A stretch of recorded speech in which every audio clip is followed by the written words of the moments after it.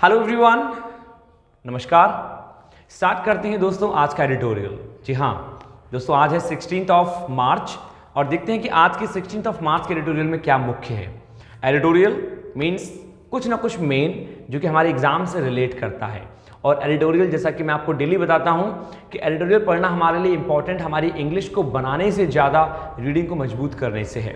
दोस्तों इंग्लिश में ग्रामर भी आती है, रीडिंग भी आती है, अंडरस्टैंडिंग भी आती है, everything is there basically, right.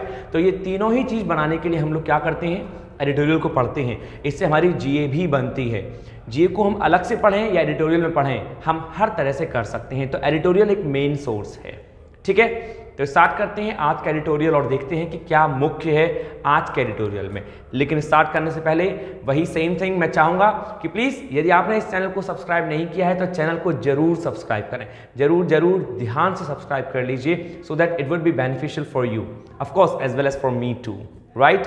तो चैनल को सब्सक्राइब करें और शेयर और लाइक भी जरूर करें दोस्तों, राइट। जितना भी ज़्यादा शेयर कर सकते हैं उतना ज़्यादा शेयर करें, इसके हमको मोटिवेशन मिलता है and this is a highly motivation for us specially, ठीक है। चलिए तो स्टार्ट करते हैं। यदि हमारी बात खत्म हो गई हो शेयर लाइक और सब्सक्राइब की, तो देखते हैं कि आज के इस एडिटोरियल में क्या है मेन जो हमें समझना है। आइए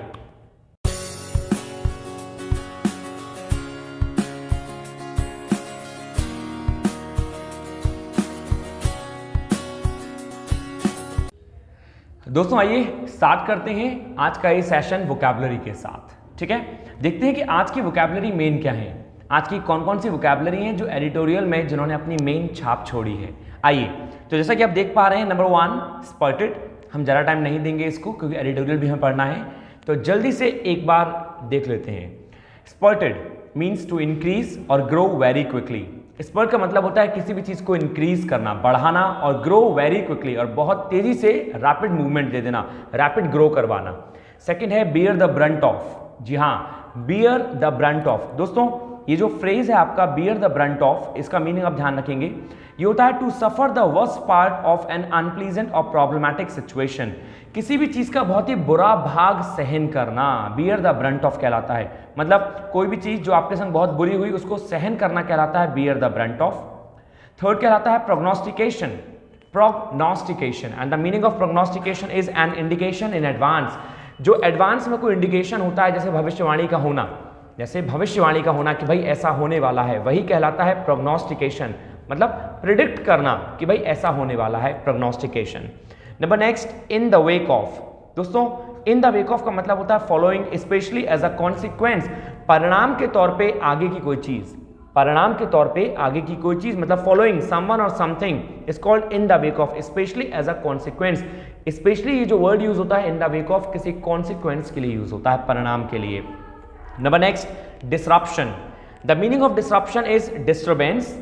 जब कोई डिस्टर्बेंस क्रिएट होता है तो दोस्तों उसे आप डिस्टर्बेंस कह सकते हैं या उसी को आप डिसरप्शन के नाम से जान सकते हैं। चाहे आप उसे डिसरप्शन कहें, ION लग गया तो हम सभी जानते हैं ऐसे वर्ड जो ION पे खत्म होते हैं, चाहे फिफ्थ हो चाहे आप नंबर 3 ले लीजिए।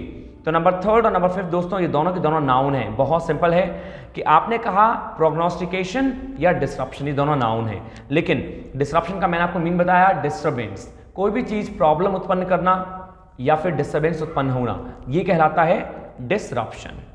नंबर 6 दोस्तों, डिसकॉन्सर्टिंगली। फिर से मैं कहूंगा disconcertingly. So what is the meaning of when I say disconcertingly? It means होता है in a way that makes someone feel uncertain and uncomfortable. मतलब डिस लग गया तो डेफिनेट है कि सेंटेंस नेगेटिव होगा। अब नेगेटिव है तो अनकंफर्टेबल फील कराना किसी को या अनकंफर्टेबल फील करना कहलाता है डिसकॉन्सर्टिंगली।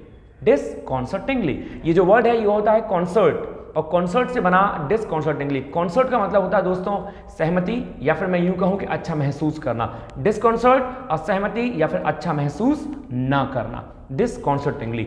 LY लग गया तो आप ध्यान रखेंगे कि 90% मोर देन वर्ड LY वाले क्या काम करते हैं, एडवर्ब का काम करते हैं। लेकिन दोस्तों 90% मोर देन वर्ड, लेकिन फिर भी 10% ऐसे हैं जो LY पे होते हैं लेकिन एडवर्ब का काम नहीं करते, वो एडजेक्टिव बन जाते हैं। वो एडजेक्टिव कैसे बनते हैं ये हम ग्रामर में बात करेंगे। अभी आपको ध्यान रखना है डिसकॉन्सर्टिंगली का मतलब हो गया अनकंफर्टेबल या फिर अनसर्टेन, कुछ बहुत ही अजीब फील करना, ठीक है। नंबर नेक्स्ट है अपसर्ज। सर्ज का मतलब ही होता है बढ़ना और अपसर्ज का मतलब बहुत ही तेज गति में बढ़ना। अपसर्ज जैसा कि लिखा हुआ है अ सडन और एब्रप्ट स्ट्रॉन्ग इंक्रीज, मतलब अचानक ही कोई चीज का बढ़ना, या एब्रप्ट, एब्रप्ट का मतलब वही अ सडन और एब्रप्ट मतलब अचानक, स्ट्रॉन्ग इंक्रीज बहुत तेजी का इंक्रीजमेंट होना, बढ़ोतरी होना किसी भी चीज में। नंबर नेक्स्ट है प्रिसेजिंग। जी हाँ, presaging and the meaning of presaging मतलब टू बी अ साइन, कोई साइन होना that something is going to happen, कि कुछ होने वाला है। ये वही सिनोनिम है प्रोग्नोस्टिकेशन का। आप प्रोग्नोस्टिकेशन का है या प्रीसेजिंग का है, इन दोनों का ही मतलब भविष्य में कुछ होने से है, कुछ होने की आशंका होना कहलाता है दोस्तों प्रीसेज, और यही बन गया प्रीसेजिंग। आईएनजी लग गया, ये प्रॉपर वर्ड जो है वो है प्रीसेज, लेकिन आईएनजी लगा के हमने इसको जीरंड या पार्टिसिपल बना दिया। आइए सैंग्विन, ये बहुत यूज होता है और डेली न्यूज़पेपर में यूज होता है, डेली लगभग यूज होता ही रहता है। इसका मतलब होता है होपफुल, आशावादी, या फिर सैंग्विन को हम कहते हैं ऑप्टिमिस्टिक, राइट। आप जितनी भी बार पढ़ेंगे आप ये जानेंगे कि भाई सैंग्विन होप मतलब आशा रखना कोई भी चीज की, या सैंग्विन कॉन्फिडेंट, एक ऐसा कॉन्फिडेंट, ऐसा विश्वास जो कि कुछ आशा दिलाता है, इज कॉल्ड सैंग्विन। जैसा कि ऑप्टिमिस्टिक और positive in a difficult situation, situation कैसी भी हो लेकिन आप पॉजिटिव हैं, यही कहलाता है sanguine, right. And the last दोस्तों है टेम, ये बहुत यूज होता है, टेम इकोनॉमिकल वर्ड है ये, ठीक है। और इकोनॉमी में टेम का मतलब होता है किसी भी चीज को कंट्रोल करना या डिक्रीज करना, कम करने को बोलते हैं टेम, या फिर डिक्रीज करने को बोलते हैं टेम, सिंपल। तो ये थी दोस्तों आज की 10 वोकैबुलरी जो हमने देखी कि क्या है ये। अब आइए देखते हैं कि इन 10 का यूज हमने कैसे किया और कैसे हुआ है एडिटोरियल में इनका यूज, ठीक है। आइए, तो जैसा कि आप देख पा रहे हैं कि सेंटेंस है, सेंटेंस इन सेंस, एक ये जो लाइन यूज की गई है यहाँ पे, वो यूज की गई है ग्रोइंग प्राइस प्रेशर्स, मतलब बढ़ते हुए प्राइस का जो प्रेशर है वो कैसा है, बढ़ते हुए प्राइस का जो प्रेशर है, ये हेडिंग है आज की, growing price pressures on need to tame inflation, जरूरत है किसकी, कि इन्फ्लेशन को कम किया जाए। अभी अभी हमने देखा कि टेम का जो मीनिंग था दोस्तों वो क्या था, डिक्रीज होना। तो ऑन नीड, किस जरूरत पे, टाइम, इन्फ्लेशन को टेम करना, मतलब आखिर ऐसी क्या जरूरत है या फिर कौन सी जरूरत पे हम इन्फ्लेशन, इन्फ्लेशन का मतलब होता है बढ़ोतरी, इसको हम लोग क्या बोलते हैं, इसको हम लोग बोलते हैं दोस्तों जब महंगाई बढ़ जाती है तो मुद्रास्फीति जो कहलाती है वो कहलाती है इन्फ्लेशन, मतलब मुद्रास्फीति, मुद्रास्फीति का मतलब महंगाई का बढ़ जाना, जो माल होता है, जो कमोडिटी होती है, उनके प्राइसेस का रेस होना कहलाता है इन्फ्लेशन। तो टेम इन्फ्लेशन मतलब इन्फ्लेशन को किस तरह कम किया जाए वो जरूरत है आज की, तो इस पे ये आज का पैसेज है, आज का ये एडिटोरियल है। आइए देखते हैं क्या है सेंटेंस में कहना चाह रहा है वो आपसे। अगेन हेडिंग में, policy makers need to tame inflation, policy makers जो पॉलिसी को बनाते हैं उनको जरूरत है कि वो इन्फ्लेशन, मुद्रास्फीति को कम करें, डिक्रीज करें, कंट्रोल करें, और रिस्क, और या फिर उस रिस्क को कम करें, रिस्क मतलब जो भी रिस्क लिए जाते हैं उनको कम करें। इट अंडरमाइनिंग द ग्रोथ, जो अंडरमाइन करते हैं ग्रोथ को, दे आर सपोर्टिंग, जिसको वो सपोर्ट कर रहे हैं। मतलब दोस्तों क्या हो गया, एक सजेशन दिया जा रहा है कि पॉलिसी मेकर्स जो है वो कम करें इन्फ्लेशन को, मतलब मुद्रास्फीति को, और उस रिस्क को जो ग्रोथ को कम करते हैं, अंडरमाइन करते हैं मतलब कम आंकते हैं या कम कर देते हैं, दैट आर सपोर्टिंग, जो लोग सोच रहे हैं कि ग्रोथ होनी चाहिए, तो उस ग्रोथ में जो कमी है उस कमी के लिए जो रिस्क है उसको कम करें पॉलिसी मेकर्स, या फिर इन्फ्लेशन को कम करें। This is the mean of the phrase, this is the mean of the sentence. अब देखते हैं कि आखिर कौन सी ग्रोथ है ऐसी जो बढ़ गई है, अब इसी के बारे में इसमें दिया हुआ होगा। तो स्टार्ट करते हैं दोस्तों, जैसा कि दे रखा है इन्फ्लेशन इन इंडिया, चूंकि हम भारतवासी हैं तो भारत की बात हो रही है यहाँ पे, तो इसमें सेंटेंस में दे रखा है इन्फ्लेशन जो है इंडिया में continues on a worrying up trend with the consumer price index base, जो कंज्यूमर प्राइस इंडेक्स है उसके अकॉर्डिंग इन्फ्लेशन जो है इंडिया में वो दोस्तों कंटिन्यू है, एक चिंता का विषय, एक चिंता के विषय के तौर पे उभर रहा है कंज्यूमर प्राइस इंडेक्स में inflation, reading accelerating to an 8 month high of 6.07%। यदि हम इस कंज्यूमर इंडेक्स को देखें तो ये एक्सेलरेट कर रहा है, बढ़ रहा है 8 मंथ, इन 8 महीनों में, जो पिछले 8 महीने हैं उनमें, ऑफ 6.07% लास्ट मंथ। इन 8 महीनों में सबसे ज्यादा लास्ट मंथ में बढ़ा है, कितना, 07% से 6.07% दोस्तों, नॉट 07, 6.07% से लास्ट मंथ में ज्यादा बढ़ा है इन 8 महीनों की तुलना में। लास्ट महीना मतलब फरवरी की बात हो रही है। आगे उसने कहा वाइल होलसेल प्राइस लॉन्च्ड, मतलब जो होलसेल प्राइजेस हैं वो लॉन्च किए गए हैं, अ डबल डिजिट इंक्रीज, मतलब इन्फ्लेशन तो सब में बढ़ा है लेकिन होलसेल प्राइजेस में भी दोस्तों डबल डिजिट का इन्फ्लेशन हुआ है for the 11th straight month, मतलब सीधे 11वें महीने में, फरवरी इज द हेडलाइन WPI, उसने क्या कहा कि फरवरी की जो हेडलाइन है WPI इन्फ्लेशन की स्पर्टेड, उसने उछाल मारी है, वो बढ़ी है, यहाँ पे स्पर्टेड जो है वर्ब है, टू 13.11%, 13.11 दशमलव से जो WPI है वो बढ़ी है। WPI मीन्स होलसेल दोस्तों प्राइस इंडेक्स, तो होलसेल प्राइस जो इनकम है, जो इंडेक्स है, वो भी कितने से बढ़ा है, 13.11% से उछाल मारा है वो भी, राइट। सभी चीज में इन्फ्लेशन हुआ है। आगे उसने कहा, पहले तो बात की दोस्तों उसने होलसेल प्राइस की, अब उसने बात करी है यहाँ पे रिटेल सेक्टर की।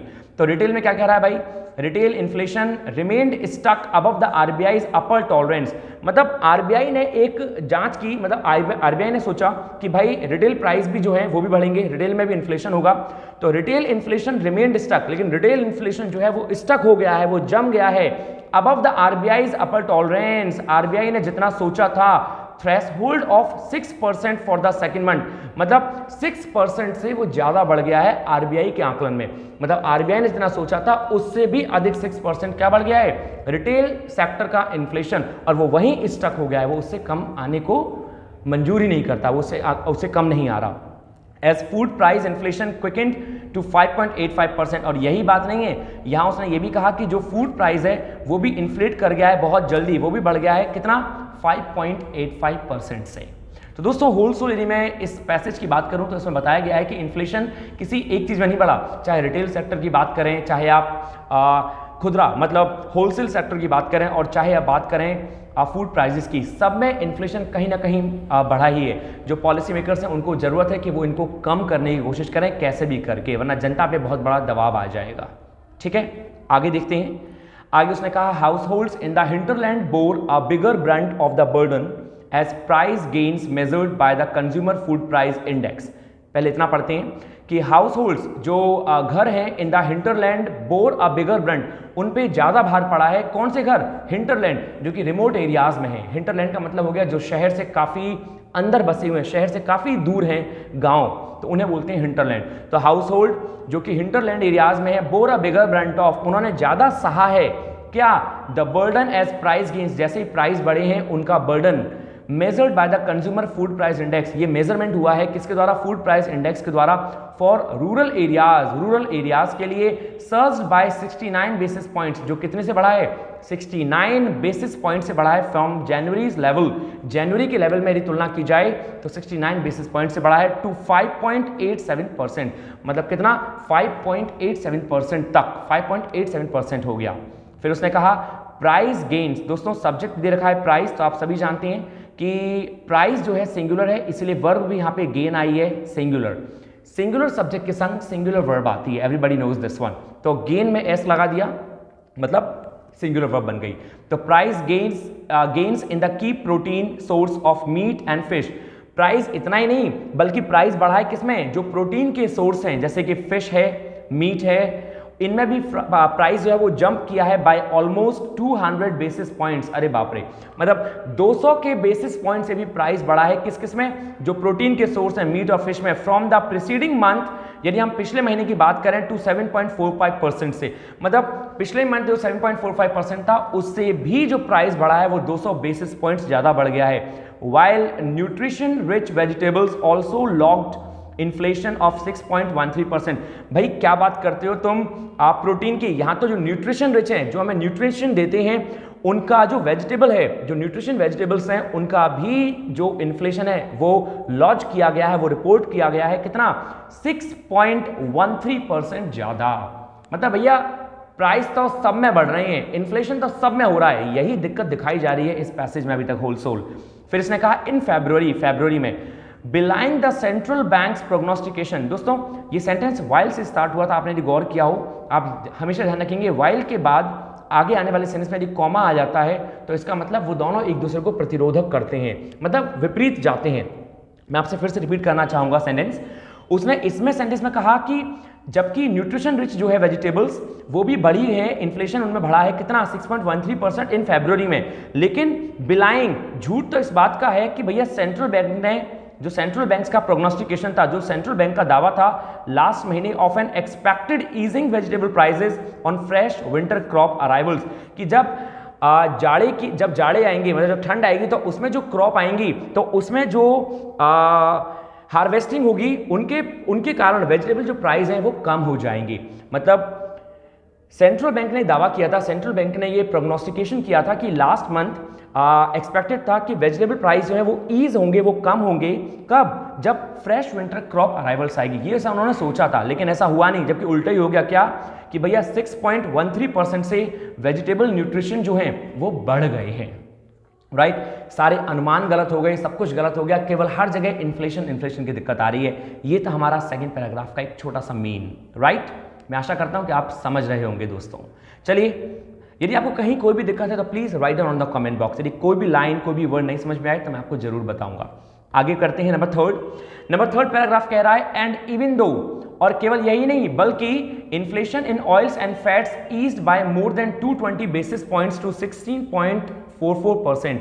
मतलब even though inflation in oils and fats, मतलब जो इन्फ्लेशन है ऑयल और फैट्स में ईज्ड बाय, वो कम हुआ है मोर देन 220 पॉइंट से टू 16.44%। मतलब जितना भी परसेंट था उसमें 16.44% की गिरावट आई है। और कितने पॉइंट से? 220 पॉइंट से। तो दोस्तों यहां तो आपने समझा कि ईज्ड बाय का मतलब होता है किसी चीज में कमी आना। फिर उसने कहा there is little room for cheer. वो मतलब चलो खुदा ना खास्ता ऑयल और फैट में ये कमी आई है 220 बेसिस पॉइंट से, तो there is a little room for cheer, खुश होने की थोड़ी बहुत जगह है, चलो थोड़ा बहुत खुश हो लेते हैं। Given that one can expect, ये दिया हुआ था क्या कि एक इंसान जो है ये एक्सपेक्ट कर सकता है, ये आशा कर सकता है स्पाइक अगेन, कि फिर से उछाल मारेगा, मतलब फिर से इन्फ्लेशन आएगा। क्यों भाई? दिस मंथ, इस महीने, इन the wake of the abrupt disruption, कि एक जो अचानक व्यवधान उत्पन्न हो गया है, डिसरप्शन का मतलब होता है डिस्टर्बेंस, एक जो अचानक डिसरप्शन उत्पन्न हो गया है किसमें? In the supply of edible oils, जो एडिबल ऑयल्स हैं, जो खाने, एडिबल का मतलब होता है खाने योग्य, ऑयल मतलब तेल, जो खाने योग्य तेल है उसमें जो डिसरप्शन पैदा हो गया है, किस बात के लिए? From war tone Ukraine. ओहो, यूक्रेन में जो वॉर छिड़ गया है उस कारण फिर से हमें आशा करनी चाहिए। एक इंसान सोच सकता है कि भाई फिर से दाम बढ़ेंगे, लेकिन भाई यूक्रेन में वॉर छिड़ गया है, इस बात से क्या मतलब? तो आगे उसने क्या कहा? Which is the largest source of sunflower oil imported into India. ओ तेरे की बात यहां पे थी भाई, यूक्रेन में वॉर छिड़ा है, इसका मतलब यह है कि यूक्रेन से सबसे ज्यादा हम सनफ्लावर ऑयल इंपोर्ट करते हैं। इंडिया जो है वो एक इंपोर्टेड कंट्री है, इंपोर्ट करती है सनफ्लावर ऑयल की। कहां से? यूक्रेन में। जब यूक्रेन ही बेचारा युद्ध को झेल रहा है तो कैसे एक्सपोर्ट करेगा? तो डेफिनेट है कि सनफ्लावर ऑयल की कीमतें जो है वो बढ़ जाएंगी। तो भाई उसने कहा कि यूक्रेन में युद्ध के कारण अब एक इंसान एक्सपेक्ट कर सकता है, आशा लगा सकता है कि ऑयल की जो कीमतें हैं वो फिर से आसमान छुएंगी, फिर से स्पाइक अगेन। यहां पे दोस्तों आपने एक वर्ड देखा, स्पाइक अगेन। स्पाइक अगेन का मतलब फिर से कांटे की तौर पे बिल्कुल सीधी रेखा में ऊपर चले जाना, ऊंचाई को छू लेना। ठीक है, आगे विद प्राइस गेन्स, इन प्राइसों के बढ़ने के साथ साथ इन क्लोथिंग एंड फुटवियर, क्लोथिंग और फुटवियर में, फ्यूल और लाइट में, ट्रांसपोर्ट और कम्युनिकेशन में, all running well above 8% levels. मतलब इन सब में इन्फ्लेशन है और ये सब सेम उसी तरह चल रहे हैं 8% लेवल पे, मतलब 8% का उछाल है इन सब में। The overall trend in retail inflation, जो ओवरऑल ट्रेंड है रिटेल में, मतलब रिटेल का मतलब होता है दोस्तों जो छोटी मोटी चीजें होती हैं खरीदने की, रोजमर्रा की चीजें होती हैं, खुदरा, हिंदी में बोलते हैं खुदरा। तो उसने कहा जो ओवरऑल ट्रेंड है रिटेल इन्फ्लेशन में is now clearly broad based across consumption, वो क्लियरली साफ साफ बहुत ही बढ़िया स्तर पे साफ साफ दिखाई देता है अक्रॉस कंजम्पशन कैटेगरीज। हमने जितनी भी अभी कैटेगरीज देखी हैं अभी तक की, तो उन सब में हमने देखा कि रिटेल सेक्टर में हर जगह, चाहे एडिबल ऑयल की बात करें, चाहे न्यूट्रिशन की बात करें, चाहे वेजिटेबल की बात करें, सब में किसी न किसी प्रकार का इन्फ्लेशन दिखाई दिया है। भाई उसने कहा, मैं फिर से रिपीट करूंगा आपके लिए, द ओवरऑल ट्रेंड, यहां से आप पढ़ेंगे, the overall trend in retail inflation is now clearly broad based. जो ओवरऑल ट्रेंड है, यानी हम पूरे को सार में देखें तो हम जानेंगे कि रिटेल इन्फ्लेशन जो है वो साफ साफ ब्रॉड बेस्ड है, साफ साफ बहुत बड़े व्यापक तौर पे दिखाई दिया है अक्रॉस कंजम्पशन। जितनी भी चीजें कंजम्प करने की होती हैं, लेने की, खाने की होती हैं, उन सब में कैटेगरीज, सभी कंजम्पशन कैटेगरीज में, and disconcertingly way above tolerance levels. और ये बहुत ज्यादा अव्यवस्थित रूप है, ये बहुत ज्यादा मतलब दिल को खराब करने वाली चीज है, अबव टॉलरेंस लेवल्स, हमारे टॉलरेंस लेवल्स के ऊपर। मतलब क्या है, हम जितना टॉलरेंस कर सकते हैं, जितना टॉलरेट कर सकते हैं, उससे भी ज्यादा ये खराब बात है कि जो रिटेल सेक्टर है वो भी दिन ब दिन क्या होता जा रहा है, इन्फ्लेट करता जा रहा है। तो डिसकंसल्टिंगली मतलब हार्ट को कुछ अच्छा ना लगना, बहुत ज़्यादा खराब महसूस होना, इस कॉल्ड डिसकंसल्टिंगली। तो ये था दोस्तों होल सोल कि हर जगह से इन्फ्लेशन जो है अपनी मार रहा है, और अब हमें ज़रूरत है कि भाई जो पॉलिसी मेकर्स हैं, वही पहला वाला फेज कि पॉलिसी मेकर्स को ज़रूरत है कि कैसे भी करके भाई वो सोचें इन्फ्लेशन के बारे में, और या वो उस जोखिम के बारे में, वो जो जोखिम इन्फ्लेशन के लिए लिया जा सकता है, वरना वो सब बेकार हो जाएगा। कुछ ना कुछ तो उनको करना पड़ेगा इसके लिए। आगे देखते हैं दोस्तों, आगे उसने पैसेज में कहा also with the pump prices of fuels yet to reflect. अभी तो भैया हमने खाने पीने की चीज़ों की बात की है, लेकिन अभी एक चीज़ और बाकी है। तो क्या कहा उसने? ऑल्सो, हाँ जी, ये भी है विद द पंप प्राइसेस, जो पंप के प्राइसेस हैं ऑफ फ्यूल्स के, पंप किसके होते हैं? फ्यूल्स के होते हैं। येट टू रिफ्लेक्ट, वो भी रिफ्लेक्ट करने वाले हैं, वो भी सामने आने वाले हैं the recent upsurge in international oil prices. International जो ऑयल प्राइसेस हैं उसके बढ़ने से जो पंप के प्राइसेस हैं वो भी सामने आने वाले हैं इन the wake of Russia's invasion. किस कारण से? जो रशिया का इन्वेजन हुआ है of its south western neighbour, मतलब जो साउथ वेस्टर्न नेबर के साथ रशिया को जो इन्वेजन हुआ है, उस कारण से जो ऑयल प्राइसेस हैं वो भी अभी इंटरनेशनल लेवल पे क्या करेंगे? उछाल मारेंगे, अपसर्ज करेंगे। Transport and communication inflation is certain to climb sharply. जो ट्रांसपोर्ट एंड कम्युनिकेशन इन्फ्लेशन है इज सर्टेन, निश्चित ही, टू क्लाइम शार्पली, वो बहुत ऊंचाइयों पे चढ़ेगा। Once state run refiners reset prices of reflect crude cost. मतलब क्या हुआ इसका? ये बात हमें कब मालूम पड़ेगी? ये बात हमें जब मालूम पड़ेगी वंस, दोस्तों यहां पे से पढ़ेंगे आप लोग, यहां से देखेंगे, वंस, जब से स्टेट रन रिफाइनर्स, जो स्टेट मतलब प्रांतीय तौर पे, स्टेट तौर पे जो रिफाइनरीज रन करती हैं क्रूड ऑयल को, और वो अपने प्राइस बताएंगे कि हाँ जी इतने से बढ़ा, तब हमें मालूम पड़ेगा कि अरे बाप रे, इंटरनेशनल तौर तरीके से पंप के प्राइसेस जो है, फ्यूल के प्राइसेस हैं इतने बड़े, और इसीलिए यहाँ पे जो टैक्स लगेंगे वो भी वेरी करेंगे, और वो इतने ज़्यादा तरह से बढ़ जाएंगे। और ये कब मालूम पड़ेगा हमें? जैसे कि उसने कहा कि स्टेट रन रिफाइनर्स जो है, जो स्टेट में जो रिफाइनरी चलाते हैं, वो अपने क्रूड ऑयल के प्राइसेस को बढ़ाएंगे जब ये चीज़ हमारे सामने आएगी, राइट। तो होलसेल पैसेज ने कहा कि महाराज इन्फ्लेशन की बात आप वेजिटेबल ऑयल, वेजिटेबल्स तक तो मत करिए, जबकि आप आगे भी आएंगे ना तो अभी तो आपको क्या झेलना पड़ेगा? अभी तो आपको ऑयल के प्राइसेस भी झेलने पड़ेंगे। तो भैया पेट्रोल कंज्यूम कर लें जितने भी हैं, या बैटरी का रिक्शा ले लें, या बैटरी की स्कूटी ले लें। अब आगे उसने क्या कहा? आगे कहा the price of India's crude basket had already Ryzen. जो प्राइस है इंडिया की क्रूड बास्केट का, मतलब इंडिया के क्रूड ऑयल का, वो ऑलरेडी बढ़ चुका है बाई ओवर $20 अ बैरल। हर एक बैरल पे, एक बैरल होता है जहां पे ऑयल को भरा जाता है, मतलब जो ऑयल इकट्ठा करते हैं दोस्तों, उस वस्तु विशेष को कहते हैं लकड़ी का बैरल। वो लकड़ी का होता है, वो बैरल होता है। तो उसके $20 प्रति बैरल दाम बढ़ गए हैं सिंस दिसंबर से टू 94.07% लास्ट मंथ जो 94.07 डॉलर था, उससे $20 उसके दाम बढ़ गए हैं। And with global crude prices currently in uncharted territory. क्या मीन हुआ दोस्तों? यहां पे आपको समझना पड़ेगा अनचार्टेड टेरिटरी। अनचार्टेड टेरिटरी का मतलब होता है वो टेरिटरी जिनको हम चार्ट नहीं है, जो मतलब गिनी नहीं जाती, या जो सामने नहीं आई है, या जो मैप, चार्ट मीन्स चार्ट, जो मैप में होता है। अनचार्टेड जो है ही नहीं मैप में, या फिर remote areas as a country कहलाते हैं अनचार्टेड। तो फिर से पढ़ूंगा मैं आपके लिए पूरा। उसने कहा कि शुरू से देखते हैं, the price of India's crude basket had already Ryzen. जो प्राइस है इंडिया की क्रूड ऑयल का, क्रूड बास्केट का, वो ऑलरेडी बढ़ चुका है $20 बैरल से। दिसंबर में से, मतलब दिसंबर से बात करें तो टू $94.07 लास्ट मंथ, जो $94.07 था last month. And with global crude prices, और जो ग्लोबल क्रूड प्राइसेस है currently in uncharted territory, uncharted territory में, on account of the war. किसके कारण? वॉर के कारण।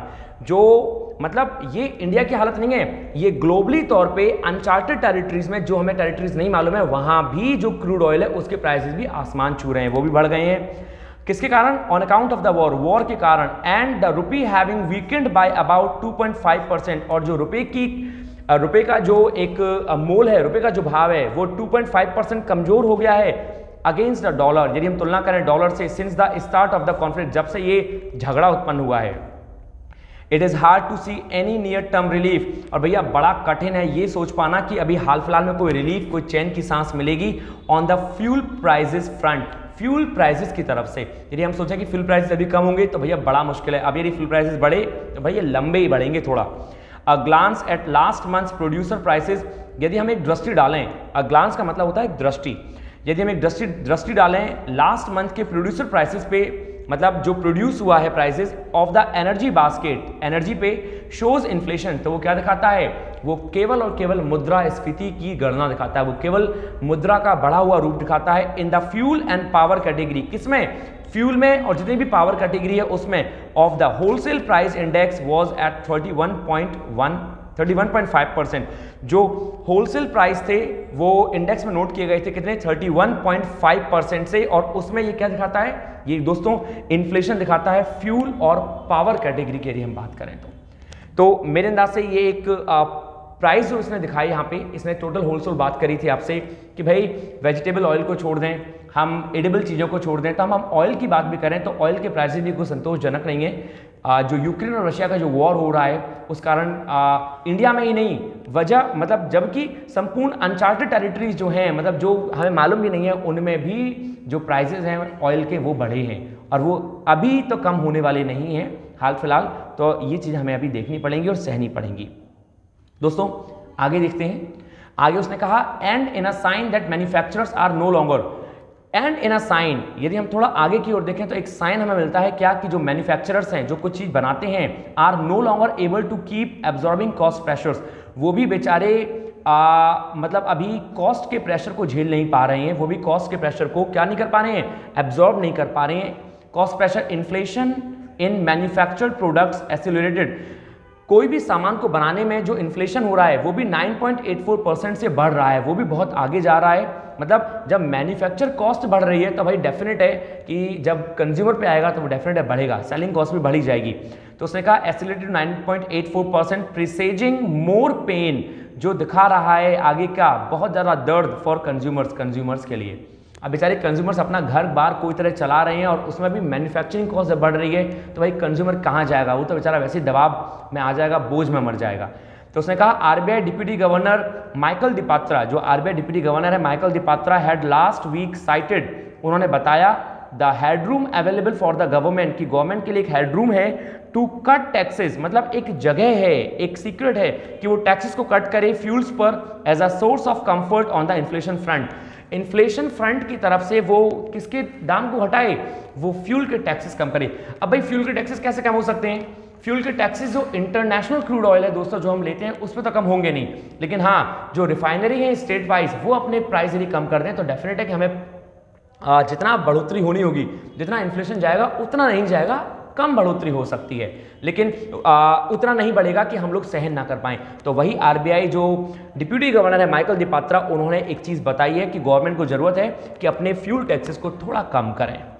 ये तो हमारा ये आगे उसने कहा with the RBI latest consumer confidence survey, अभी जो आरबीआई का लेटेस्ट अभी का कंज्यूमर कॉन्फिडेंस सर्वे हुआ, showing most house holds reporting, उसने दिखाया कि बहुत सारे जो घर हैं हाउस होल्ड्स हैं उन्होंने रिपोर्ट किया further increase in overall spending, कि भाई जितना भी वो खर्च करते हैं अपने एसेंशियल्स पर, ऑन एसेंशियल्स, अपनी रोजमर्रा की जो जरूरत वाली चीजें हैं उन पे वो जो खर्च करते हैं उसमें बहुत ज़्यादा ओवरऑल इंक्रीजमेंट हुआ है and remaining far from sanguine, और वो जो आशा की किरणें वो बहुत दूर है अभी द प्राइजेस आउटलुक, यदि हम उन प्राइजेस को देखें तो।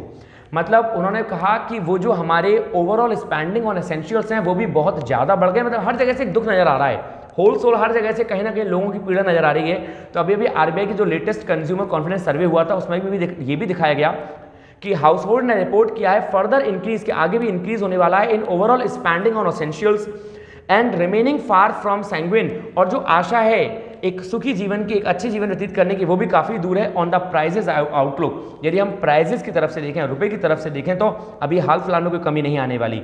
पॉलिसी मेकर्स नीड, अब यही बात जो हमने सेंटेंस की स्टार्टिंग में पढ़ा था, हेडिंग में पढ़ा था पैसेज की, कि पॉलिसी मेकर्स को जरूरत है टू एक्ट, कि वो बहुत जल्दी एक्ट करें, एक्सपीडिशियसली। दोस्तों एक्सपीडिशियसली जो है एक्ट के लिए आया है, एक्ट जो है वो वर्ब है और वर्ब को बताता है एडवर्ब, तो एक्सपीडिशियसली क्या है, एडवर्ब है। तो बहुत जल्दी काम करें टू टेम, कम करने का इन्फ्लेशन को, मुद्रास्फीति को, और रिस्क, और उस रिस्क को, it undermining the very growth, जो कि अंडरमाइन कर रहा है, जो कि घटा रहा है ग्रोथ को, they are currently focused on supporting, जो वो सपोर्ट कर रहे हैं, जो वो करंटली फोकस कर रहे हैं सपोर्ट करने के लिए। मतलब पॉलिसी मेकर्स को जरूरत है कि वो दो चीज़ों पे ध्यान दें। पहला वो ध्यान दें इन्फ्लेशन को कम करने के लिए, कैसे इन्फ्लेशन को कम किया जाए और उससे उत्पन्न जो रिस्क है उसको कम करें, जिससे कि उन्होंने जो अनुमान लगाया है कि इतनी ग्रोथ होनी चाहिए उतनी ना हो तो थोड़ी बहुत तो हो, लेकिन राहत की सांस मिले। राइट। सो दोस्तों, होल सोल हमारे जो व्यक्तिगत जीवन की मैं बात करूं तो आजकल इन्फ्लेशन बढ़ रहा है, एवरीबडी नोज दिस वन, सभी लोग ये समझ रहे हैं, सभी लोग ये जानते हैं। और उसी की इस पैसेज में भी, आज के पैसेज में जो राइटर है, जो एडिटर है, उसने अपनी व्यथा बताई है कि भाई सबको मार झेलनी पड़ेगी। कारण जो सबसे बड़ा है दोस्तों वो इस समय बना हुआ है जो कॉन्फ्लिक्ट है रशिया और यूक्रेन का, तो उस कारण बहुत सारे प्राइसेस बढ़ रहे हैं। कभी न्यूक्लियर की दिक्कत आ रही है यूरेनियम को लेके, तो कभी भाई ये दिक्कत आ रही है ऑयल की, एडिबल थिंग्स की, तो lot of things are there. Anyway, लेकिन हमें दिक्कत नहीं आनी चाहिए पैसे समझने में, हमें तो भैया समझना है हर एक चीज़। तो मैं आशा करता हूं कि आपके समय में पैसे पूरी तरह से आया होगा। यदि कहीं कोई कैसा भी डाउट है तो प्लीज़ लिखने में मत चूकिएगा, आप जरूर लिखिएगा और कोशिश करें कि जो मैंने आपको अभी अभी वोकैब बताई हैं, उन वोकैब्स के जो हमने मीन बताए हैं वो आप उसको दोबारा पढ़ें। और इसके आगे दोस्तों, जैसा कि आप देख रहे हैं, टेस्ट योरसेल्फ। अब की बार मैंने उल्टा कर दिया है, पहले मैं आपसे पूछता था और फिर आपको बताता था, लेकिन अब मैंने आपको बताया है कि देखो इसके मीन ये होते हैं। अब आप में से कितने लोग हैं जिनको इनके वोकैब मालूम है? प्लीज़ मुझे जरूर लिखें कि इनके मीन क्या हैं। जितने भी याद हैं उनको लिखें for my motivation. Right. So that's all about guys. मेरे लिए बहुत जरूरी है आपका फीडबैक। आपको ये सेशन कैसा लगा, आपको कैसा लगा, आपको और क्या चाहिए मुझसे, आप क्या एक्सपेक्ट करते हैं, मुझे जरूर लिख के भेजिएगा। मुझे बहुत अच्छा लगता है आपको पढ़ाना, आपकी क्लासेस को लेना। सो दैट्स फॉर ऑल दोस्तों, thank you, take care of yourself for today's session, but don't forget to subscribe and subscribe the channel. आप इस चैनल को जरूर सब्सक्राइब करें, रीसब्सक्राइब नहीं किया है, और शेयर भी जरूर करें। अपने जितने भी सगे संबंधी, जितने भी आपके दोस्त हैं, उनसे भी आप शेयर करवाएं दोस्तों, ठीक है। So thank you, take care of yourself, stay happy, stay healthy, stay hungry. फिर मिलते हैं हम कल के एडिटोरियल के साथ, पूरे जोश के साथ, और देखते हैं कि क्या रौनक ला रहा है हमारा नेक्स्ट एडिटोरियल। थैंक यू दोस्तों, नमस्कार।